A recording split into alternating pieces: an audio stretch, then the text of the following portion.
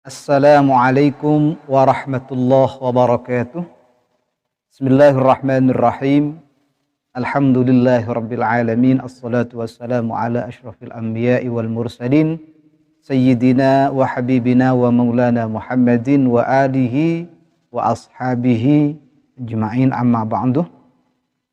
Kaum muslimin dan muslimat rahimakumullah, masih banyak di kalangan masyarakat kuburan-kuburan almarhum, almarhumah, para kaum muslimin itu masih banyak yang dibangun di kuburan-kuburan Indonesia ini. Entah apa alasannya, tapi yang jelas kajian kali ini ingin membahas soal hal itu. Apakah pembangunan ini bermanfaat baik untuk si mayit atau untuk orang lain, atau bahkan justru tidak ada gunanya, bahkan membahayakan orang lain. Bagaimana hukumnya sesungguhnya membangun atau mengkijing kuburan yang sudah viral di masyarakat, sudah umum di masyarakat, baik di perkotaan atau di perdesaan. Entah ini karena ketidaktahuan atau apa. Kami sendiri masih belum mengetahui hal ini, karena sudah banyak ulama, kiai, asatid yang menerangkan masalah ini. Pertama, tentang pemanfaatan atau kemanfaatan membangun kuburan. Sampai sekarang saya belum menemukan referensi bahwasanya membangun kuburan atau kuburan almarhum almarhumah itu dibangun, kemudian si mayit mendapatkan kemanfaatan dari apa yang ia bangun. Artinya si mayit kuburannya menjadi dibangun juga di alam barzakh, dirinya menjadi bahagia. Itu belum pernah ditemukan. Artinya pembangunan kuburan ini kalau dihubungkan dengan kenikmatan atau kesengsaraan kepada si mayit itu tidak ada hubungannya. Ini pertama. Jadi tidak ada gunanya sama sekali. Maka alangkah lebih baiknya uang yang gunakan untuk mengkijing atau membangun kuburan diinfakkan, dialokasikan kepada hal-hal yang lebih berguna. Contoh, dibelikan semen, diwakafkan kepada masjid, pahalanya untuk almarhum atau almarhumah. Ini justru yang bermanfaat. Kalau untuk membangun kuburannya, sama sekali saya pribadi belum pernah menemukan bahwasanya kuburannya orang yang dibangun, maka di alam barzakh kuburannya juga akan lebih indah. Itu belum pernah seperti ini. Ini ditinjau dari segi manfaat dan mafsadahnya. Kemudian mafsadahnya apa? Mengganggu orang lain setelah orang itu hancur lebur dengan tanah untuk menguburkan keluarga muslimin dan muslimat yang ada setelahnya untuk mengkuburkan di tempat itu. Artinya mempersempit pemanfaatan kaum muslimin setelahnya. Setelah almarhum almarhumah yang ada di kuburan ini sudah hancur lebur dengan tanah. Ini mafsadahnya, mengganggunya. Ini ditinjau dari segi manfaat dan mafsadahnya. Kemudian secara hukum, bagaimana hukumnya membangun kuburan? Maka membangun kuburan itu menurut pandangan ulama fikih, ini hukumnya makruh. Namun dengan catatan yang makruh ini adalah kalau di tanahnya sendiri.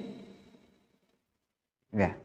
Kalau di tanahnya sendiri. Kalau di tanah orang lain seperti tanah wakaf, tanah musabbal, yakni sebuah tanah yang memang diperuntukkan untuk mengkubur mayit, maka ini hukumnya haram. Ya, haram. Alasannya kenapa? Pertama, tatyiqun lil muslimin. Ya. Mempersempit kesempatan orang muslimin untuk memanfaatkan tanah itu setelah si mayit hancur lebur menjadi tanah. Jadi haram. Yang kedua, menyalahi ketentuan wakif bahwasanya tanah wakaf atau musabbal itu untuk penguburan mayit, bukan untuk pembangunan kuburan.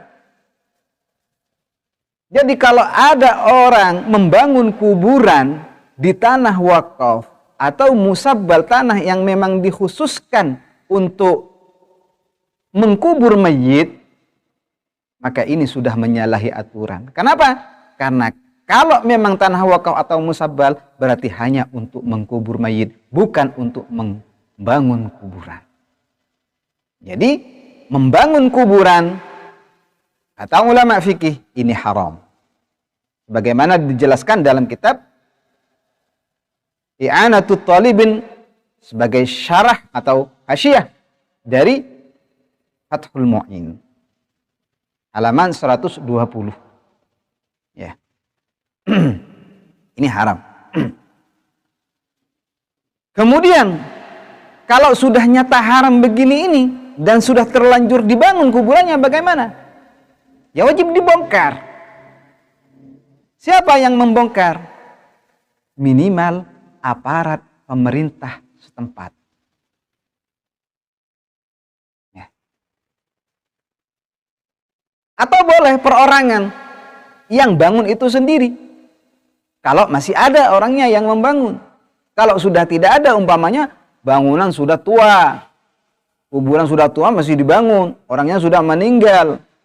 Ini aparat di sana. Atau perorangan tapi asalkan tidak menimbulkan fitnah di masyarakat.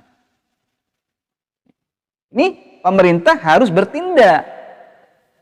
Kalau dibiarkan seperti ini, maka nanti betapa banyak kuburan-kuburan untuk pemanfaatan tanah. Dan yang jelasnya adalah sudah melanggar undang-undang syariat. Baik itu tanah wakaf atau tanah musabbal. Tanah yang diperuntukkan atau dikhususkan hanya untuk penguburan mayit. Jadi saran saya, ayolah kaum muslimin sadar bahwasanya pengkijingan atau pembangunan kuburan yang ada yang mewah, ada yang biasa, ini sungguh tidak ada gunanya untuk si mayit.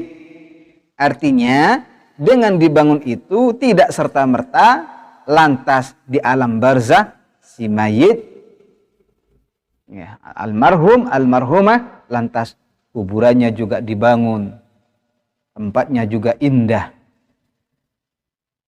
Ya, tidak ada landasan sama sekali. Ya. Boleh membangun kuburan, boleh mengkijing kuburan, syaratnya apa? Khawatir apa? Khawatir kalau tidak dibangun akan dibongkar oleh hewan atau kena banjir, bisa bongkar. Itu boleh kalau memang alasannya seperti ini. Dan yang saya maksud di sini bukan kuburannya non-muslim, bukan di tanahnya sendiri. Yang saya maksud adalah di tanah wakaf atau tanah musabbal, bukan di tanahnya sendiri. Kalau di tanahnya sendiri ya silahkan mau dibuat seperti apa, tapi ulama menghukumi ini makruh. Ada pengecualian dari ulama, yaitu bila mana yang dibangun itu sewajarnya saja, bukan lantas menghabiskan kuburan. Ini makamnya para aulia, para orang saleh. Apa alasannya? Agar supaya diketahui kalau itu makamnya orang saleh, sehingga bagi kaum muslimin yang ingin berziarah ke makam orang saleh, berziarah ke makam orang wali, ini mudah. Demikian kaum muslimin dan muslimat, kurang lebihnya wallahul muwaffiq ila aqwamit thariq. Assalamualaikum warahmatullahi wabarakatuh.